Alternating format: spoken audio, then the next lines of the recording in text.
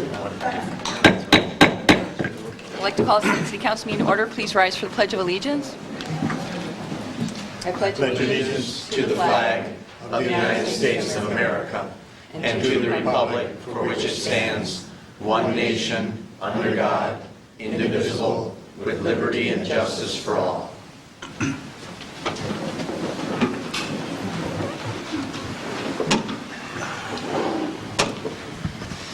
Okay, we have an agenda in front of us. Do we have a motion to approve the agenda as submitted or changes to the agenda? Move to approve as submitted. Move Rhodes. Do we have a second? Second. Second Law. All in favor say aye. Aye. Opposed? Motion carries. Councilmember Ping has called in sick, so we have a motion to excuse the absence of Councilmember Ping. Move to excuse the absence. Second. Morrow, second. Ivy, to excuse the absence of Councilmember Ping. All in favor say aye. Aye. Opposed? Motion carries. We have a presentation of the Green Thumb Awards. Is that Carla or Angie? Oh, you're working hard tonight. Thank you for coming. It's Thank you for having us. Great celebration. So this year we had 49 nominations in the residential category for Green Thumb Award, Wow. which is up from, I can tell you exactly, up from 18 last year. So we had quite a bit more this year than before.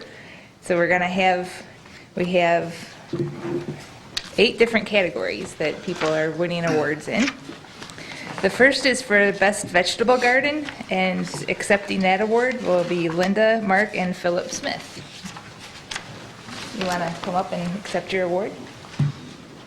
Say the address. Where are they? Where's their address? They're at 107 McKay. Right across from us here.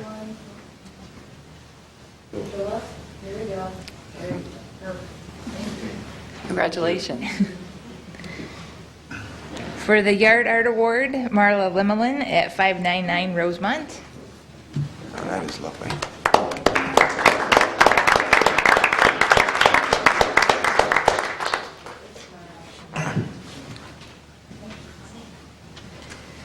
For the Most Natural Garden, Sue Smolinski, which is at 496 Hollywood. I don't think she's here. I don't think she's here. We'll go to the next one, is the Best Front Yard, which is Brian Swinney at 408 North Ann Arbor Street.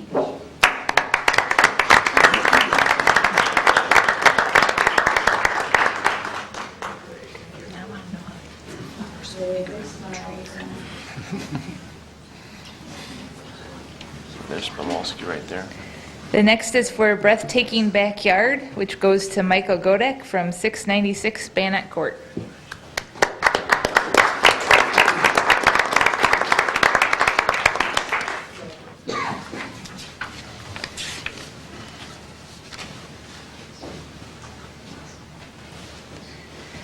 The best window boxes and planters went to Ted and Lynn Babcock at 100 Russell Street. Unfortunately, they are ill, so we will not be able to accept their award tonight.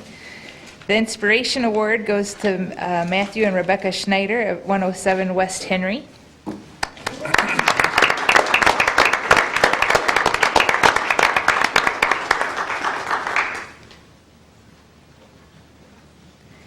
The Most Colorful Award goes to Jill and Robert Clark at 1372 Maplewood.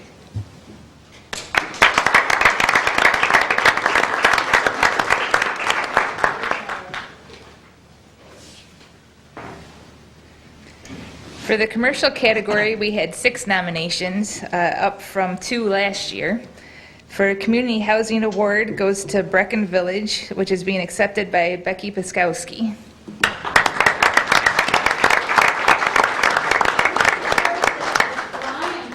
Landscaping that deserves it because he takes care of it. So please go ahead and take a picture with him. No. Yes. Okay. Very nice. Great. Thank you. And for the most attractive commercial property, the award goes to First Presbyterian Church, and Judy Gothi is here to accept the award.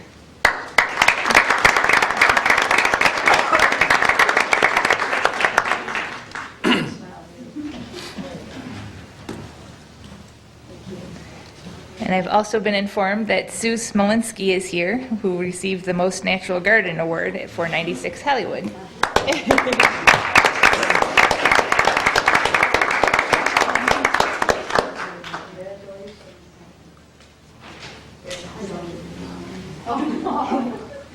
And the awards were done in collaboration with the 212 Arts Center. And who? And Megan Canavan is the one that painted those for us. So on behalf of the city and the city council, we'd like to say thank you to all the citizens and businesses for making our world more beautiful. And congratulations, because I know it takes a lot of time and energy to keep your gardens special for all of us. So thank you very much. And I think another round of applause would be in order.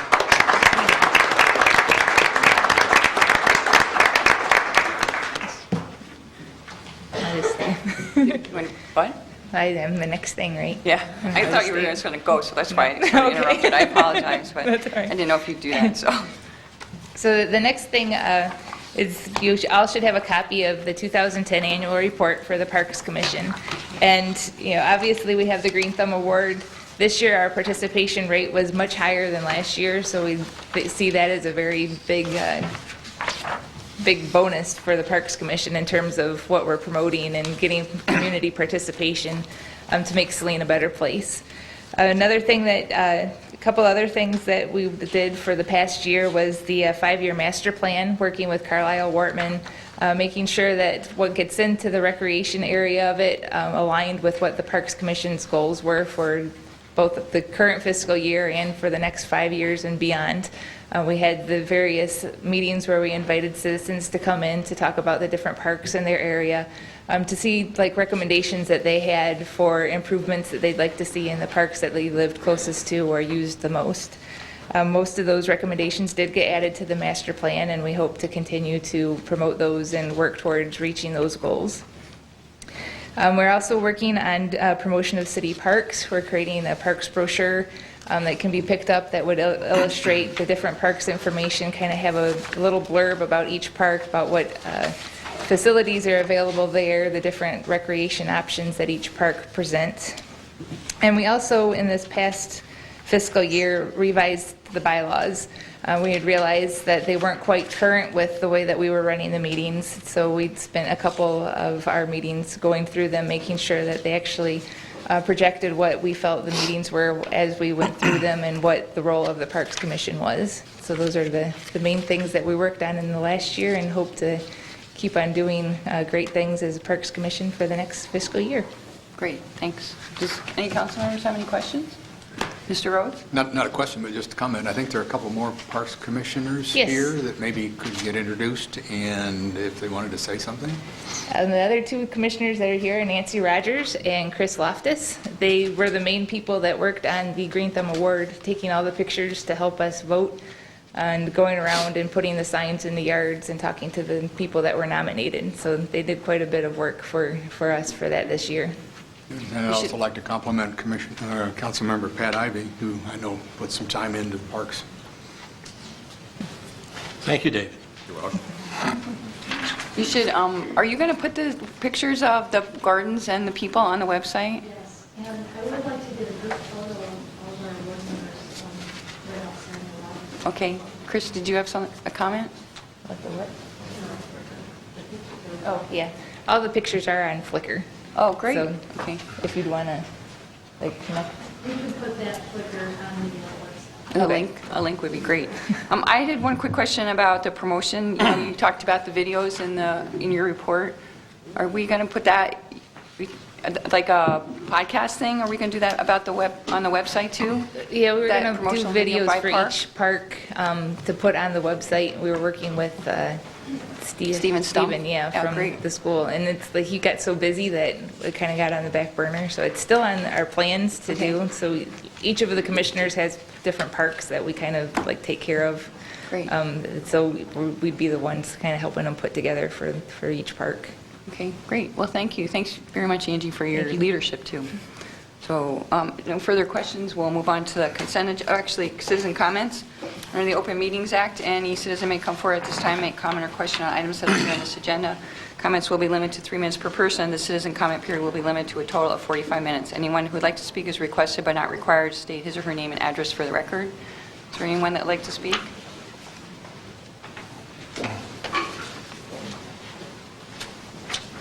My name is Michelle Rotowski. My address is 405 Castleberry Drive in Saline. Ms. Mayor and City Council members, it has come to our attention that this City Council was addressed recently regarding a request by a resident to amend an existing ordinance. We would like to respectfully request that the Article 1 in general, Section 14-1, running at large prohibited generally, remain as is and in effect for the following reasons. Cats running at large urinate and defecate in yards, gardens, children's sandboxes, etc. Cats running at large can be a disruption to the properly contained pets who are either in their own yard or home. Cats running at large can pose the potential to catch and spread disease to humans and other domestic pets, both through their waste and parasites carried in from outdoors. Cats running at large destroy birds and small mammals through their natural hunting instincts.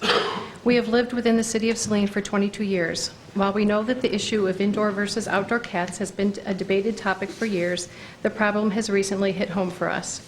When we step out on our back deck, we are greeted with the smell of urine. The smell happens to come from the exact spot we see our neighbor's cat dart out from under our deck when he hunts birds in our yard. We have found and had to clean up dead, maggot-ridden birds and animals in our yard on numerous occasions over the last several years. We have also found many freshly killed baby birds. Domestic pets, both canine and feline, can be very territorial and can get very upset when they see a rival pet in their yard. We have 3 indoor-only cats, and one of our cats gets very agitated when she sees the neighbor cat in our yard. She immediately turns her territorial aggression into an attack on whichever of our other 2 cats happens to be closest to her at the time. This behavior only occurs when the neighbor cat is seen by her in our yard. We made several attempts at discussing resolutions to this problem to no avail. As a last resort, we were forced to contact the city regarding the ordinance violation.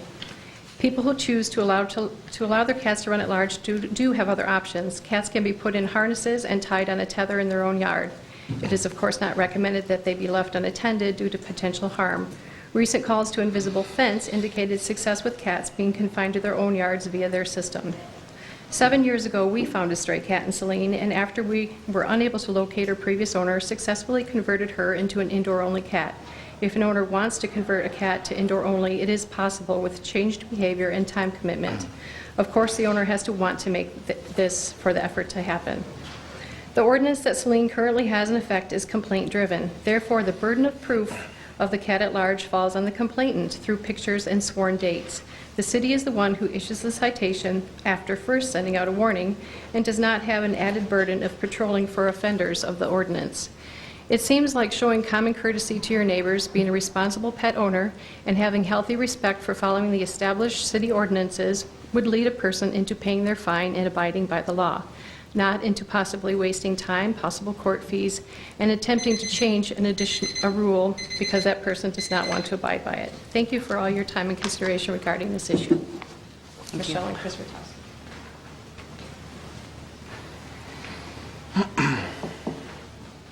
Is there any other citizen comments? Is the time now?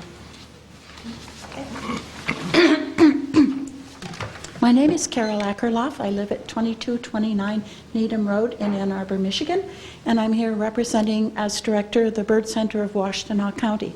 We're a nonprofit 501c, and we're engaged in environmental education, mostly over the telephone with our over 2,000 phone calls we answer every year from the public, and we take care of injured wild birds that are in trouble. I commend the city of Saline.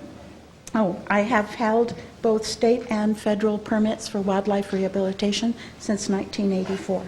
I commend the city of Saline for having an ordinance prohibiting cats from roaming at large. I urge you to keep this ordinance and to go further and in the future legislate rabies vaccination requirements for cats in the city. This would please both the U.S. Centers for Disease Control and the Michigan DNR. And many of you may not be aware, but the state of Ohio and the Cleveland area in particular is facing a new strain of rabies which has not yet reached Michigan. When this reaches Michigan, it will be devastating, and the DNR is very concerned. In 2005, the DNR instituted new regulations for all wildlife rehabilitators in the state, anticipating that this new strain would reach Michigan. We'll talk about rabies a little bit later. Cats cats are not a native species. We go out and we pull up the non-native plants. Meanwhile, our non-native cats are running all over the place and doing great harm. Most birds are protected by both state and federal laws. If a human kills a songbird, they can be prosecuted. Most people don't know this. Cats are doing things that would cause big problems for a human.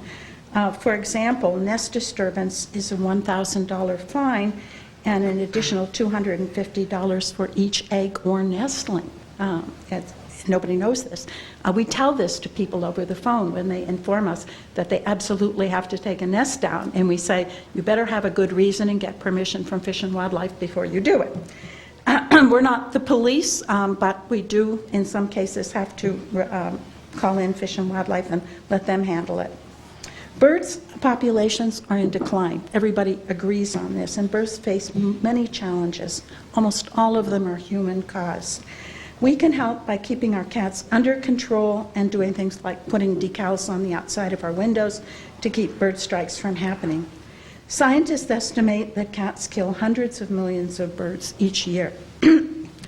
What's happening here, the Bird Center summer location is very much like a MASH unit. It is awful. If you saw what I see, and our young interns see every day in the summer, it would frankly upset you very much. The bleeding in Maine, okay. Can I just make one more sentence? Summer of 2009, we got 42 birds from Saline. We took our expenses that year, we divided them by the number of birds that came in. Each of those birds cost us $92.72. So that constituted $3,894 in actual expenses for the 42 birds from Saline. And we, for every dollar someone gives us, because we're all volunteers and we get donated services, we give $5 worth of service. So if you really added that all up, we're up into the 13,000 range. Thank you very much. Keep your ordinance. Add the cat vaccination so your children will be safe and you'll be practically perfect. Thank you. Thank you. Is there any other citizen comments?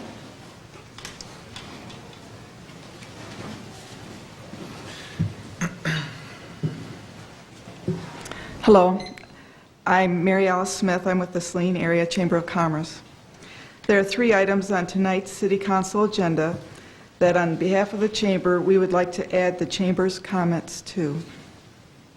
The first item is 1065 for a Class C liquor license with Sunday sales permit to Saline, Inc., DBA by Waku Sushi. The Chamber recommends approval of this application and notes that this restaurant has become a successful anchor restaurant in the large Sauk Trail Shopping Plaza on Saline's east side. Despite a challenged economy in recent years, they have become a good example of our market, and they have provided a quality product and quality service. The shopping plaza has lost several businesses recently, and there are others in the plaza who are Chamber members who continue to be challenged. Our hope is that Waku Sushi will be able to utilize their liquor license to continue making positive economic contribution while realizing in the future the importance of maintaining a meaningful and involved community footprint.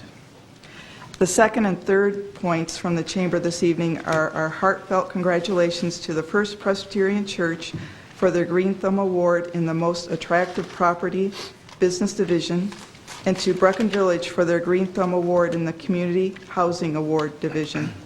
Both the First Presbyterian Church of Saline and Brecken Village continue to be outstanding corporate and community citizens, and the Chamber is proud of their achievements being recognized this evening.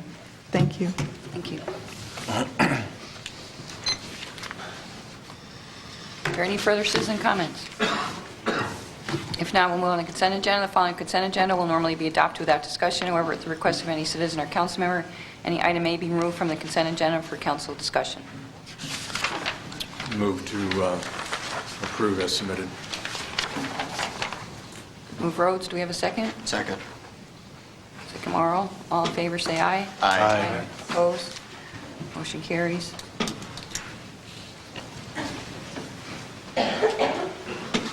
Under unfinished business, item 1065, this is the liquor license for Saline Incorporated, doing business as Bawako Sushi. This is motion to acknowledge receipt of the September 28, 2010 memo from City Clerk Hill regarding liquor license approved for Bawako Sushi. To approve and adopt or not adopt the resolution as submitted recommending approval of a Class C liquor license with Sunday sales permit and official permit for food above all others for Saline Incorporated. And I apologize if I mispronounced that. Move to approve and adopt. Move Ivy. Do we have a second? Second. Second Little. Discussion? If there's no discussion, all in favor say aye. Aye. Opposed? Motion carries. Under new business, item C, 10146.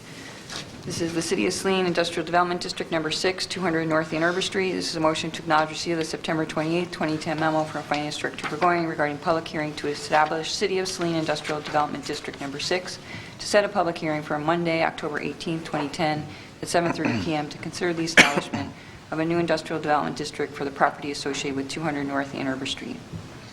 Move to acknowledge receipt of the memo. Move Rhodes. You have a second? Second. Second Law. Discussion? Mr. Burgoyne or Mr. Campbell, do you want to? Well, this is for a new industrial district at Union School area, Lot 18. And the new owner plans to invest there, and part of the purchase agreement was the understanding that there would be an established development area established so that there could be tax abatement on the future investments.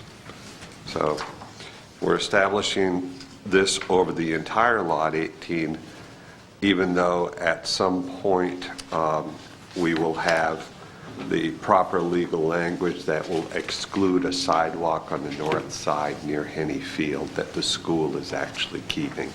It does no harm to do it over the entire lot, and that's the information we had to work with at this time, so that's what we're doing.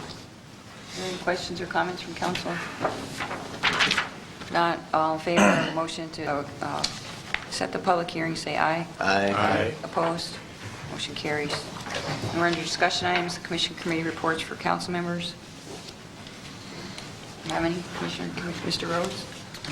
Just a quick meeting, or report on the youth council. They had a meeting shortly after our last council meeting where the new members of the Saline Youth Council were sworn in, and I'm pleased to report that they have a full slate this year, and it looks like they're going to be active again, and they're in process of setting up their scheduled events for the year and have committed to assist with fundraising for the new teen center.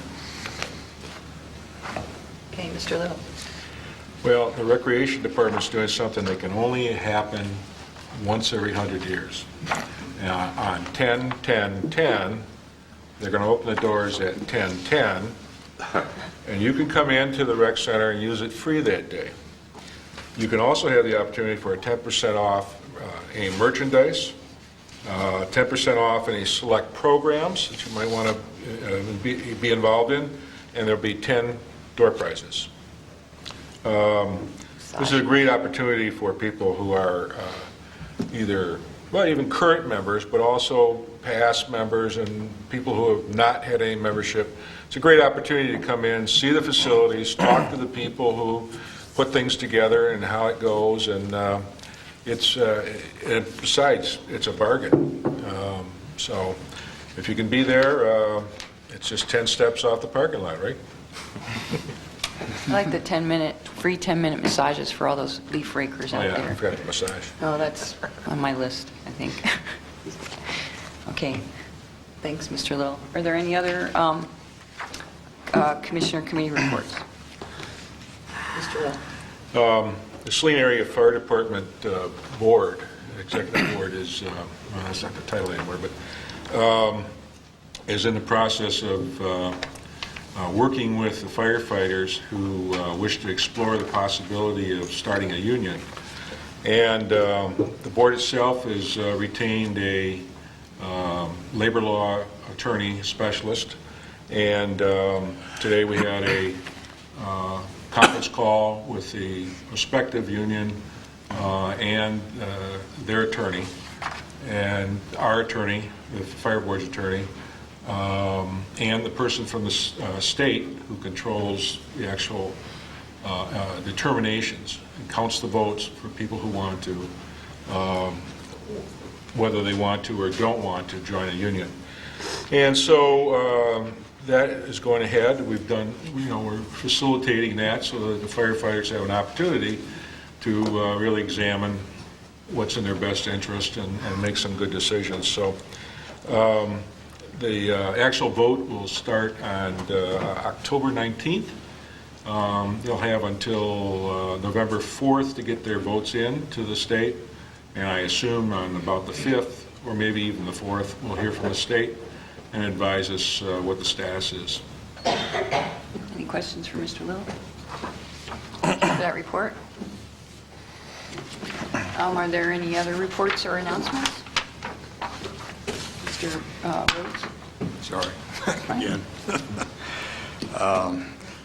Two things that I wanted to cover. One is to remind everyone of the open house at the Teen Center this coming weekend, Fifth Corner, particularly on Saturday, October the 9th, 11:30 in the morning until 4 o'clock in the afternoon. It will be open for the general public to come in and tour the facility, meet with some of the young people who will be operating that teen center, as well as some of the adults who are responsible for overseeing the events. And then on the night before, Friday evening, there's a teen concert, and it goes from 7 until 10 p.m. So the Fifth Corner, the teen center, is being very conscious of not being a bother to the neighbors around there by running concerts later than what in theory they could, so they're cutting it off at 10 o'clock. So anyway, it would be good for those of you who can to stop by and take a look at that facility, which is at the corner of Willis and South Ann Arbor Street. And so that's it on the teen center. And the other thing I wanted to say is that I was able to attend the Michigan Municipal League Convention week before last, along with some of our other members who might also have some comments and reports on that. But it was a very upbeat convention. The speakers were positive. None of the whining and complaining about loss of revenues and moaning and groaning about not being able to get things done. It was really upbeat, and I was able to attend 4 of the breakout sessions. The ones that I went to were on physical design and walkability, small towns, big ideas, education, and social networking with respect to how cities, municipalities might use that to get information out to their residents. So that's it for me. Thank you. Mr. Moore? Yeah, thank you, Mayor. I also, along with Mr. Rhodes, and I believe the mayor was there, and so was City Manager Campbell, attended the Michigan Municipal League Convention. And I want to echo what Mr. Rhodes said. It was very positive, upbeat. I think overall it was a really good convention. I attended some breakout sessions on entrepreneurship and business development, which was very fascinating. Also attended a breakout session in which 3 city attorneys spoke about a variety of legal issues. And then I happened to have a breakout session on the economic benefits of multiculturalism. Sort of an irony there that I was moderating a breakout session on a word I could barely pronounce, but that was equally as fascinating. And I also, for those of you who are unaware, the conference was in Dearborn, and the mayor of Dearborn graciously sort of led one of the breakout sessions, and we took a bus tour of the old Montgomery Wards complex, which was an old business anchor downtown that had been vacant for about 30 years and now is turned into a community health center, which is a new model, and it's a great public-private partnership. So that was really fascinating. And in addition to that, I believe, Mr. Campbell, if I'm correct, our mayor, Gretchen Driscoll, received some recognition at one of the luncheons, I believe on the 3rd day. So congrats to you and all you do and your great work with the league. And then in addition to that, I just wanted to provide a quick shout out today. The Saline Area Chamber of Commerce hosted a ribbon cutting for the new Ace Hardware in the Oaks Shopping Center in the eastern edge of town. And Mr. Campbell was there, City Clerk Hill was there, Mr. Rhodes and myself, and I think that's going to be a great business, and I congratulate the Junga family for making an investment, and I'll be excited to see their progress in the months and years to come. Thank you, Mayor. You're welcome. So I will put my 2 cents in about the conference. Our keynote for the kickoff was Alan Mullally, which some of you may recognize as somebody that's pretty important in the business community, especially in the automotive sector. And he started off with an upbeat note. I would say, Mr. Rhodes, I appreciate, it was a very upbeat conference, even though I was unable to attend anything except that first evening because I had a death in the family, and I had to go to Massachusetts. But while there was the intent of the league at this point in time is to give us as many tools as possible on a national level.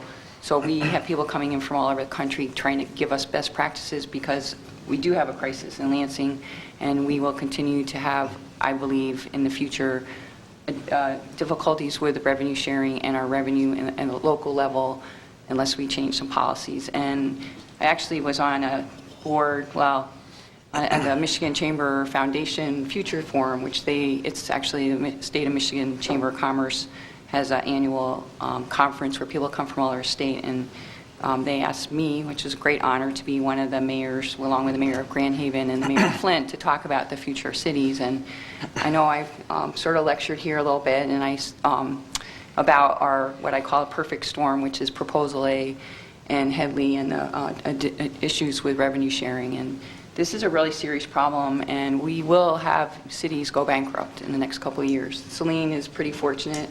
We have a very strong industrial base, stable with our, thankfully, the ACH, but a lot of other communities don't. A lot of other communities are limited. They have much more residential revenue. They're now capped. Now they're below the cap, and there's talk about not allowing the cap to come uncapped when houses get sold. That came up last year, and I think that the next couple of years are going to be very challenging in Lansing. And while I think the conference as a whole was very good, and I was actually supposed to moderate the session on transit, which I believe, and we've talked about, is one of the future tools for economic development and getting young people to move to our state and have choices in how they get to work. It isn't, and I know you didn't mean to make light of the fact that, whining about revenue, but cities are very constrained. We do not have tools locally to address our revenue problems. A lot of our revenues come from the state, and what we get locally is controlled by the state on how much we get. So this is a significant problem. I hope that all of you who vote in the future become aware of that, because it is going to affect all the quality of life across the state of Michigan. And as I pointed out to the business owners at the Chamber Foundation Forum, you can't have a successful business if you have a community you don't want to live in. We can't recruit, top national firms or international firms. We try to get international firms. Our German companies, they're like, we have to get in a car to get to our business. We don't want to have to get in a car to get to our business, which is one reason why we're doing, all these other tools for walkability and biking, and we're trying to have a better county-wide system around transit. But it is, if you think about the future of our state, we do need to change some of the ways we are doing things and some of the ways we legislate revenue. And I know, as I said at that forum, taxes is not a very, nobody likes taxes, including me. But taxes is part of how you build the infrastructure to have a quality community that businesses want to invest in and want to bring their kids to go to school in. So there's a balance, and hopefully we'll continue to move forward in that fine balance. And I don't mean to lecture, but actually the award that I got was from the Mayor's Association of Michigan, and it was for advocacy. So it was a very nice surprise to get the award, and as you can tell, I feel pretty passionate about it and have pretty strong opinions. And, I think some of us that have been on elected officials for a long time can see that there are some very serious trends that are going to have to be, there needs to be some more flexibility, at least for local government at a minimum. So sorry about doing that, because I know you guys were trying to be so upbeat. But it was a really cool conference. They had some really great speakers, and I was really disappointed to not be able to go to the majority of it, because it was a really exciting. I actually have picked up the book, that guy, he's sort of a negative guy, that Geography of Nowhere, the small town counselor, and I talked to him at their reception, and I read it when we were in Europe at our sister city, and he talks a lot about how it's important to have small towns that are really tightly knit and have all your, really maintain your infrastructure in a consolidated way, which is sort of what we're trying to do with regional planning. And but he can be a little bit, I don't know, Abrasive. negative is not what. A little abrasive. Abrasive, yeah. So anyhow, I mean, I think he has some really interesting ideas. Yeah, he and does. I talked to him a little bit, and it sounds like he's got a new book out that I'd like to read because it sounds very interesting. Make some interesting points. Yeah, yeah. And you did a good job just now pointing out the need to maintain balance. Yeah. It's good to have to be realistic about what we can do and Well, can't. we're trying to find tools, and I think the league recognized quite a few years ago that, we've been working really hard with the legislature to try to get them to give us some tools, and they have not been doing that. And so basically, your destiny is your own, and so now the league's trying to that's where really the 21st century communities came from, and that's where all that whole design, the whole toolkit that's on the website that we've actually put in our strategic plan too, came from a lot of their research on a national level. So I think there's huge opportunities, and I also said that at the chamber thing also in Detroit. There's a lot of new ideas. I mean, when you have a crisis, there's huge opportunities to do things differently and grow differently and work with people that maybe you wouldn't normally work with. So I do think there's huge opportunity, but there has to be change, and change is always really difficult. So anyhow, any other comments on the league conference or anything? If not, do we have any other reports or announcements? A cyber breakfast? Can I talk about this briefly, and then Mr. Campbell can chime in? This is actually a nice segue, Mayor, because you talked about identifying problems and then having creative solutions to it, and I'll give credit where credit's due. Washtenaw County Commissioner Kristen Judge, whose district is adjacent to the city of Saline, she represents Officefield Township, has been interested in this Washtenaw County Cyber Security Task Force, which is balanced between elected officials, county bureaucrats, I think even some members of the ethical community, and the purpose is to educate people about how they can be safe as they surf the internet and as they engage in conversations on chat rooms. And their kickoff event is this Wednesday, October 6th, at Washtenaw Community College at the Lawrence Building. It runs from 8 a.m. until 10 a.m. and you see at the bottom there's two featured speakers. One is a regional director from the FTC and the other one is part of Google's public policy team. It should be a very informative event. I'm loosely affiliated. I think I'm technically a member of the task force, but my schedule hasn't permitted me to attend too many of their meetings. But I did speak to Commissioner Judge yesterday at an event, and she strongly encouraged me to push this event in hopes that some members of City Council or of City staff can join us on Wednesday. And if you are interested, you can let either myself know, or you can contact Commissioner Judge directly, and her contact information is on the form. Thank you. Okay, any other reports or announcements? Mr. Ivey.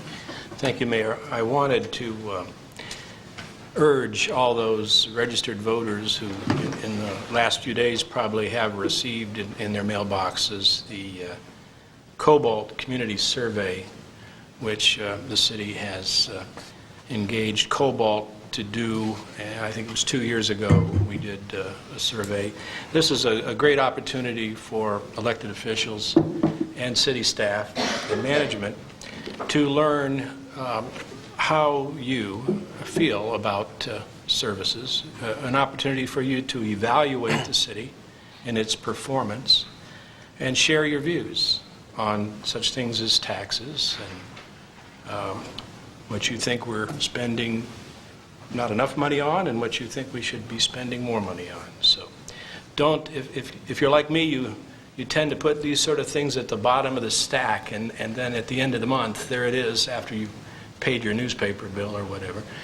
I think the deadline is the 20th of October, so if you could attend to that in the next week or two, that would be great. We'd appreciate it.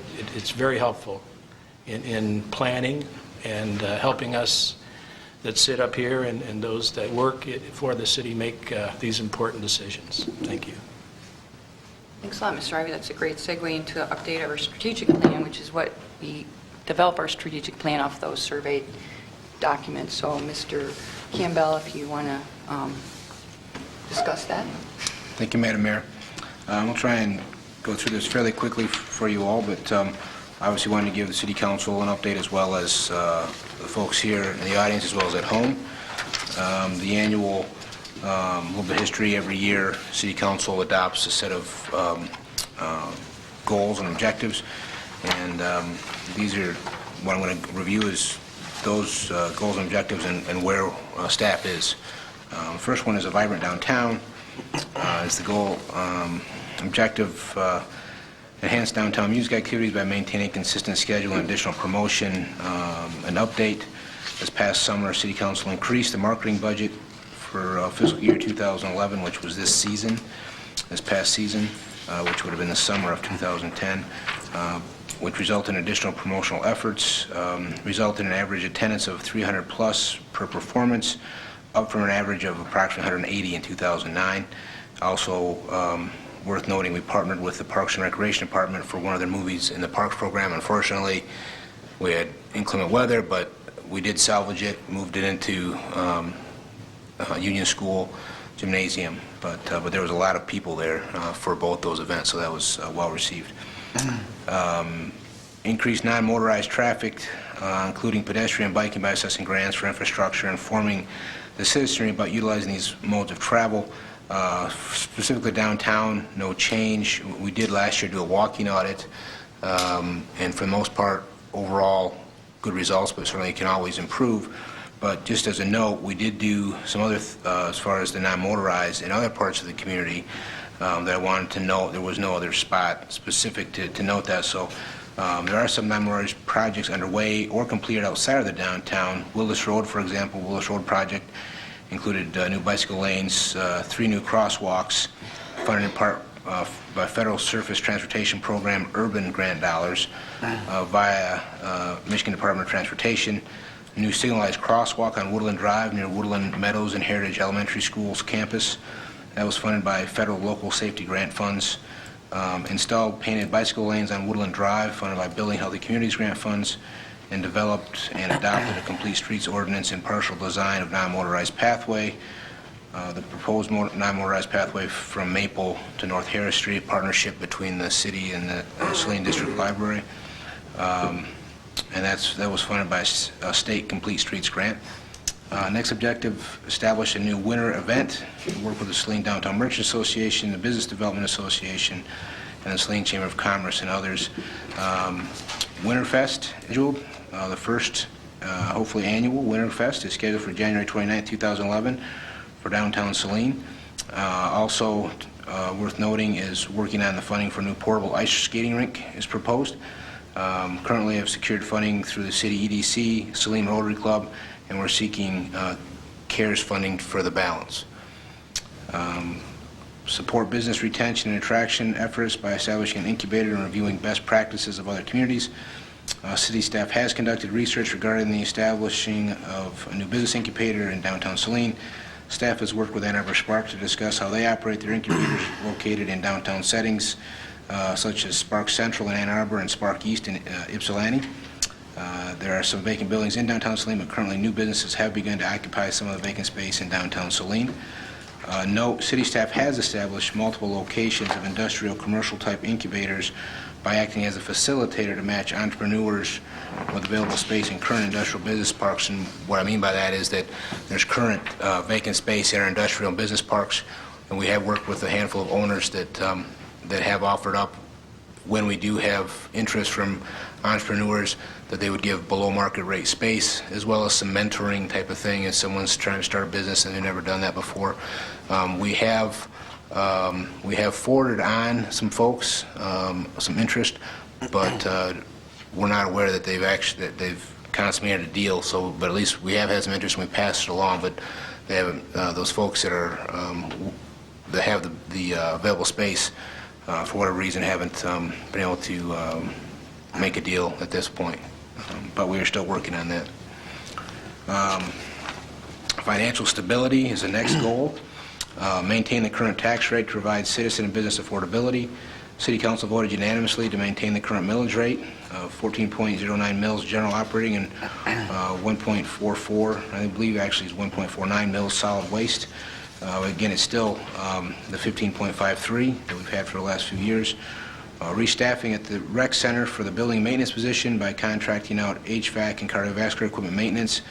We amended the job description of the building maintenance position and negotiated an hourly rate reduction based upon the change in the job description, so there's a cost savings there as well.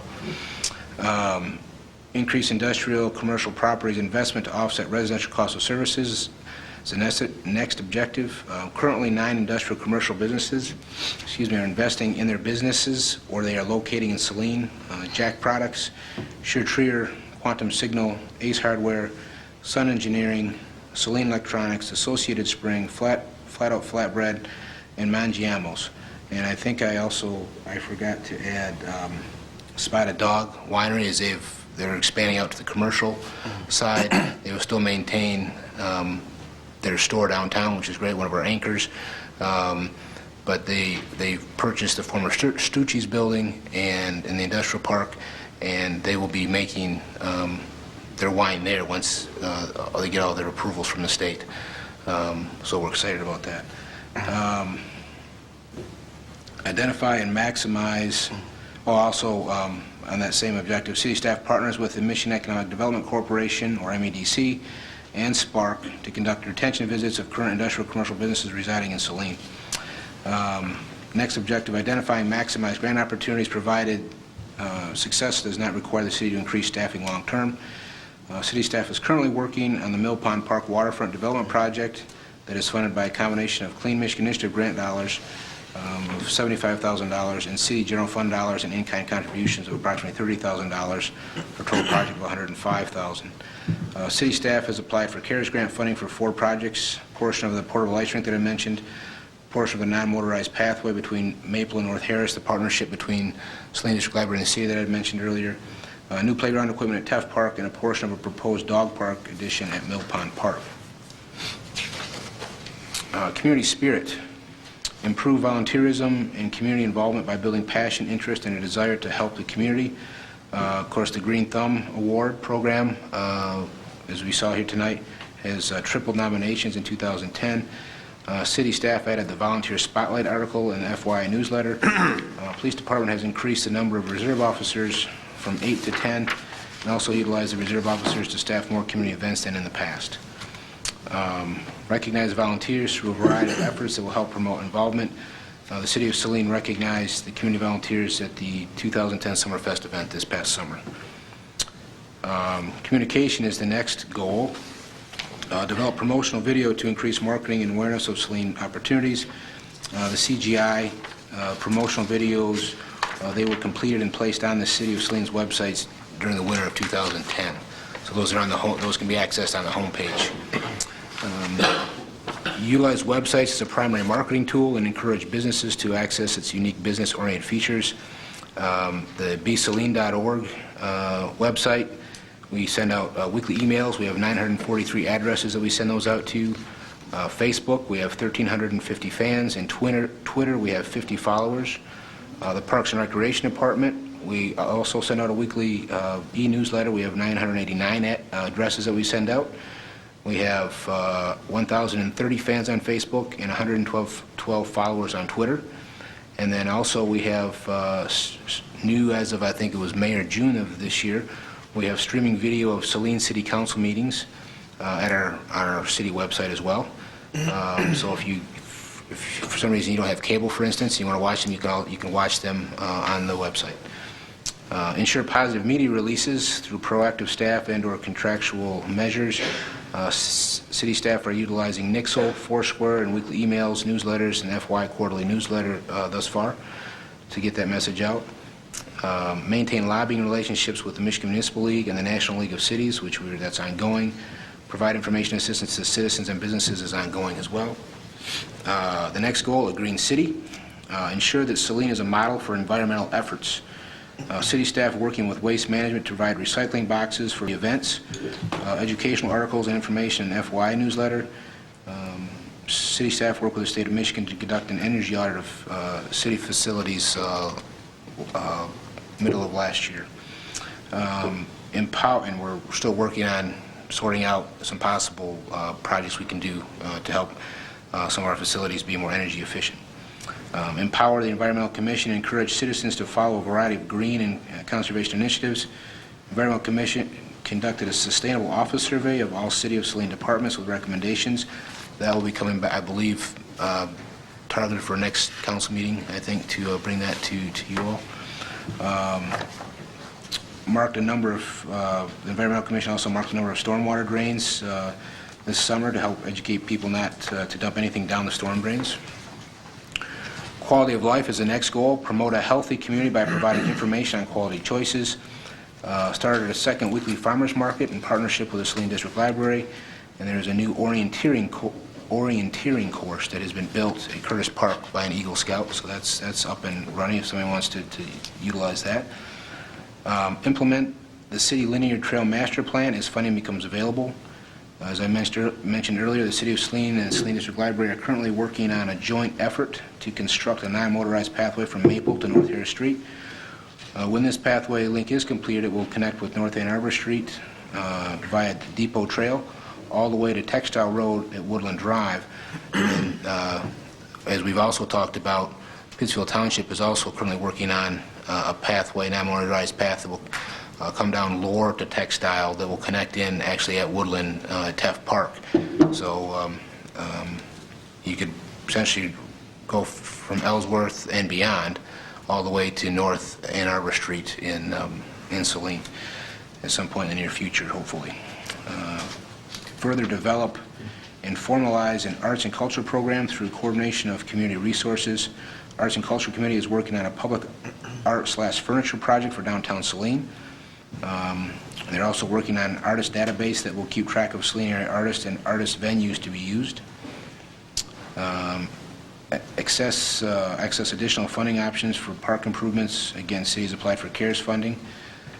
Develop an implementation plan for the Michigan Municipal League's 21st century model, which is ongoing.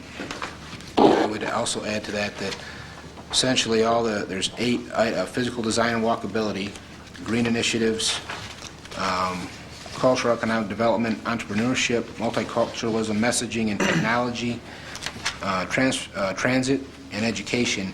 And we are, with all these things that we're doing, we are working in all those areas of the Michigan Municipal League's 21st century list.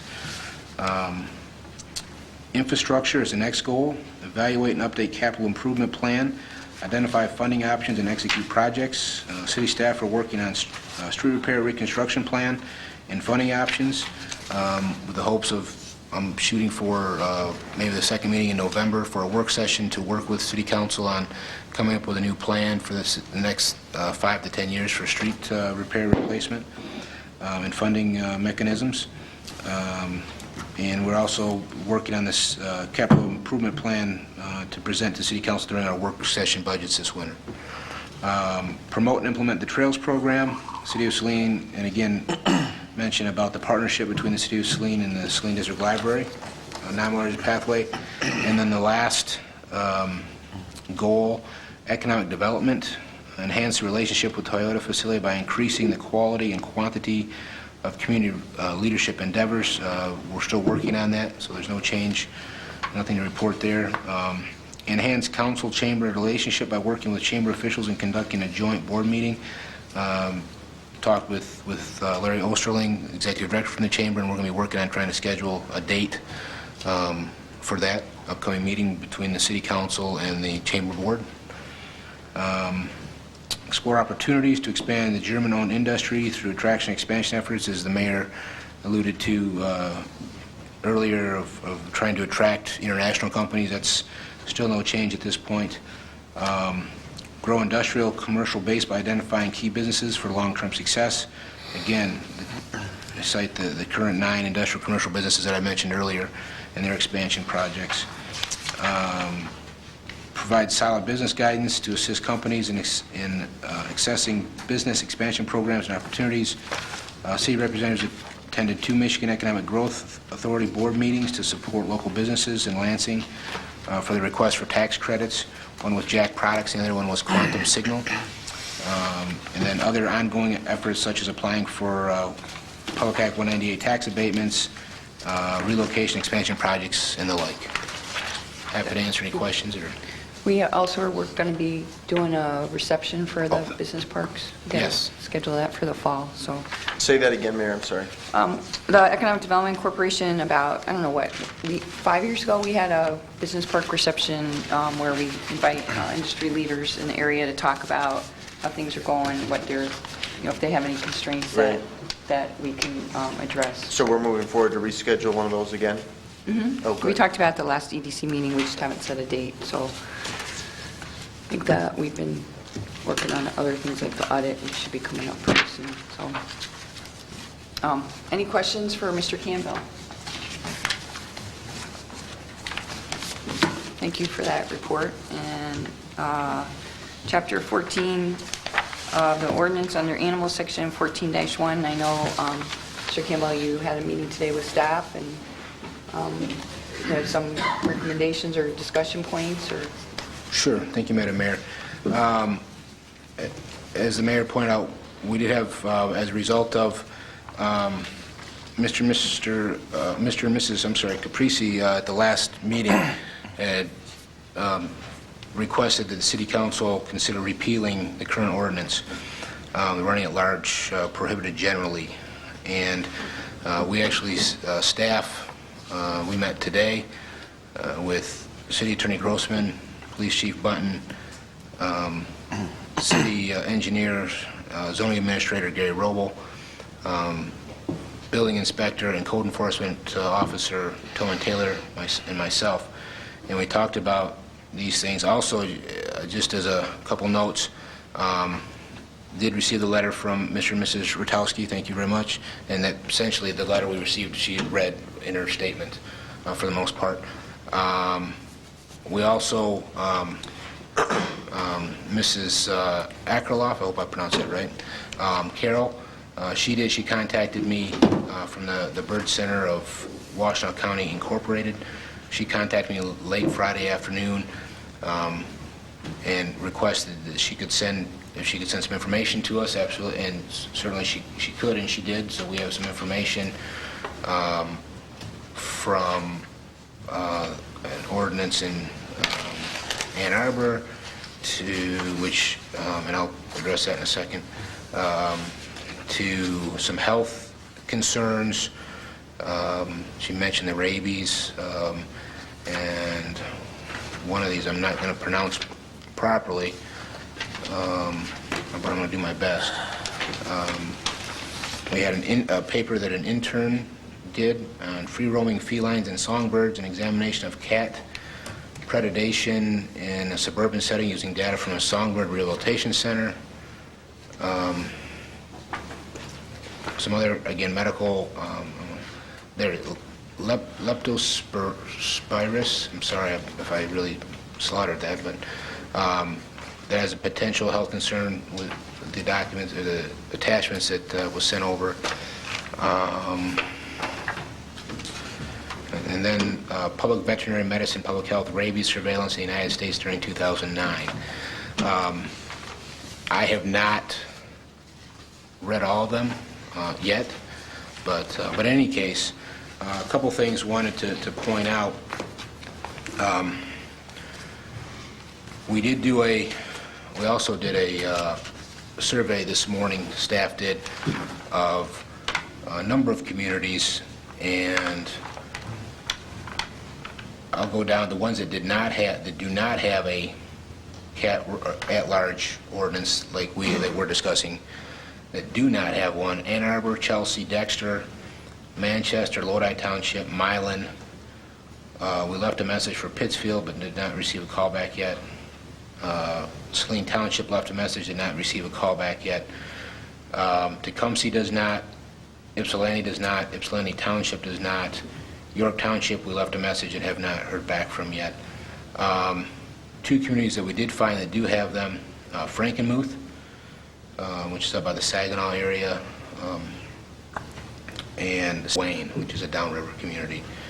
I do have copies of those. Again, I have not had an opportunity to examine those yet. But we did that. Another thing, we also looked back, we went back to 2002, and we do not have, up until the one citation that was issued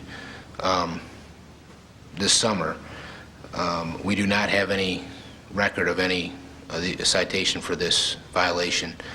And this citation is made clear that we didn't see it, so if the complainant would sign it, then we would issue it, which they did, it was issued. But except for that one, we don't have anything on the books all the way back to 2002.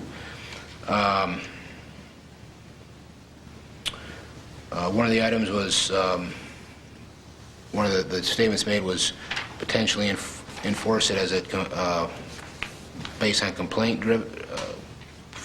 by complaint.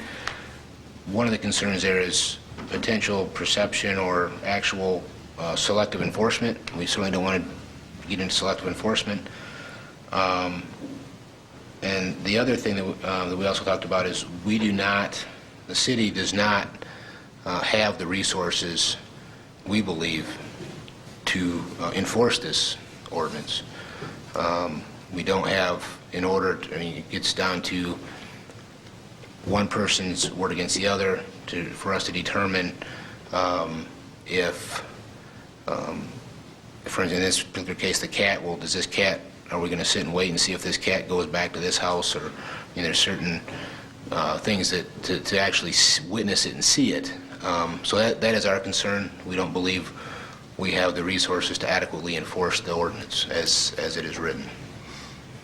So I'm open questions and do my best. I guess it's time for questions now, and I also wanted to we wanted to find out from council whether or not you wanted to have a work session or put it on the next agenda without a work session.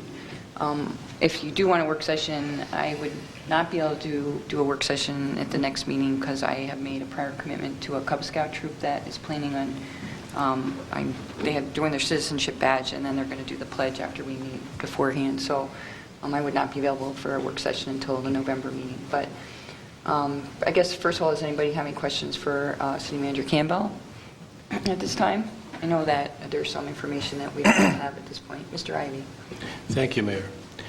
Mr. Campbell, may I ask you two questions? First, who in the city issued the citation? Was it a police officer? No, through our code enforcement officer, Tillman Taylor. Tillman Taylor, okay. In the Code of Ordinances, there's mention of a dog officer. And I believe I read that has been more or less delegated to the county, that the county functions as an animal control authority. Is that correct? Correct. But if a situation as we had with the person that complained arises, did we involve the county, or did we just unilaterally issue this citation? No, I mean, again, we have, and what we did, if you may recall, the only way it was issued was that the complainant agreed to sign it. Had the complainant not agreed to sign it, it would not have been issued. So there was no input from the county whatsoever? Correct, that is correct. Okay, thank you. Mr. Little. Yeah, I believe, Mr. Ivey, that the reason the county is the official dog catcher is by statute they have to be.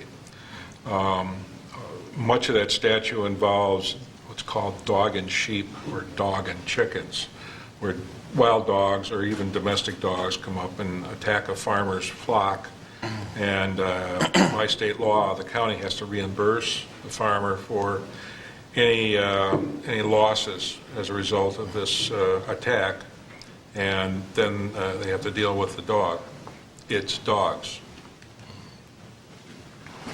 Is there any other questions for Mr. Campbell? Mr. Morrow? I don't have a question, I had a comment, Mayor. Okay, go ahead. I was just going to say, I don't think that a work session is necessary. I think it would be fine and would suffice if Mr. Campbell drafted some language for our next meeting based on what staff's recommendation is. Is that the general consensus of council? Mr. Little? I'm not sure I'm going to be able to be at the next meeting, but I think there are factors involved with having cats roaming in the city. This has been a quandary going back 30 years for the city. And that's the reason that this ordinance came about. I didn't remember that they threw in sheep, but the ordinance was about not having diseased cats, cat litters that, lots of small cats loose, and so on and so forth. So there was a reason why the council made this ordinance and passed it, and it was actually for the betterment of the animals. Okay. So, I don't think the council wants to be in charge of feral cats. That was another part to it. Okay, so I guess my question is, do we want to put this on the next agenda, or do you want to put it in the first meeting in November, or? Just, do we want, I guess we don't, do we want a work session? Mr. Law, Mr. Rhodes? No, I don't think work session is necessary. In fact, I don't think even discussing this city code is necessary. I think where it is written is fine. I mean, I'm not going to get a drawn-out discussion on it or opinion on it, just that, on my own street, I see there's a lot of cats running around. And it comes right down to really the owners. And that's all I have to say. I mean, if Mr. Campbell wants to come back with a resolution and we discussed it, that's fine, but I don't think it's really necessary. I think that it's fine as it is. Mr. Rhodes? I'm somewhat along the lines of Councilmember Law. And first of all, I don't think it's worthy of a work session.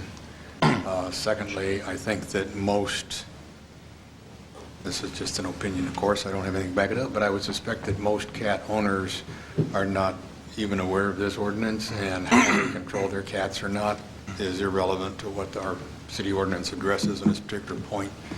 So I suspect that it probably could remain as it is and be a complaint-driven issue if something arises.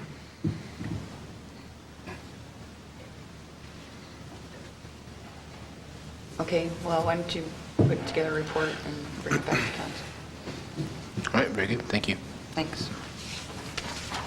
Do we have any other discussion items? So under public comment under the Open Meetings Act, any citizen may come forward at this time, make comment or question to City Council. This public comment period will be limited to 3 minutes per person. Anyone who would like to speak is requested but not required to state his or her name and address for the record.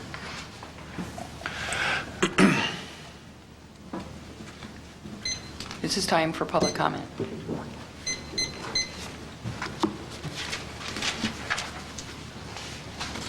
Again, I'm Michelle Rotowski. I did want to reiterate that when I first went to the code enforcement officer as a last resort, because our families have not been able to work this out, it was explained to me that it is complaint-driven. I was the one who had to have the burden of proof. I said that was fine. When the warning was issued, at that point, then I was responsible for getting the picture of the cat in my yard, which I did. When I got that I went back and the ticket was signed, and that's how I was explained that it works, that it's complaint-driven. It's not like we need patrol officers out there doing the kitty police thing. As Mr. Rhodes said, most people don't even know this is out there. This is only for the extreme problems. I have an extreme problem. Lots of people may not. As Mrs. Akerlof mentioned, rabies is on its way here. New York is an outbreak. I don't know exactly what their status is called, but it's as close as Ohio, and raccoons are large carriers of rabies, and outdoor cats are roaming everywhere, and not most of them, many of them are not vaccinated. A lot of people don't feel that's important for the cats. They've been drilled into their heads that it is for dogs, but not necessarily for the cats. And I would like to see this ordinance, who's been here forever, as Mr. Campbell said, hasn't been 2002 and then now. It's not like it's going to be something that happens every day. It's going to be when there's an extreme problem, and it's out there to protect those of us with the extreme problem that can't be resolved otherwise. Again, thank you for your time. I appreciate you listening to what I have to say. Thank you. Thank you.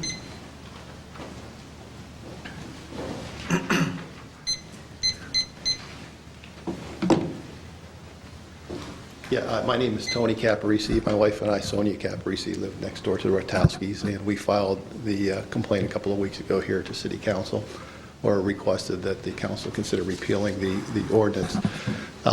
Neighbors are neighbors. We have an issue.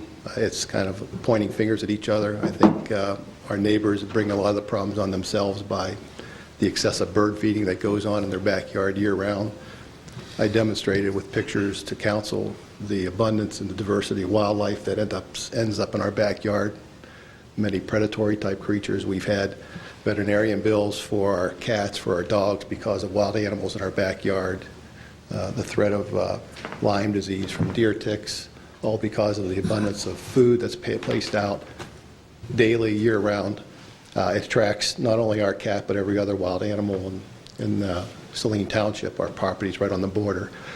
But I think it comes down to a practical matter of enforcement, and what are you going to do? You're going to give everybody their own citation booklet, the way apparently Ms. Wachowski issued a citation to us. I don't know how enforceable that was, but again, it's identification.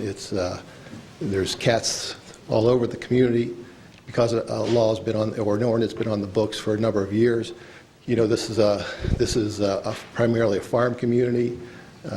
We're surrounded by farmland. There are wild animals all around us, an abundance of birds all around us.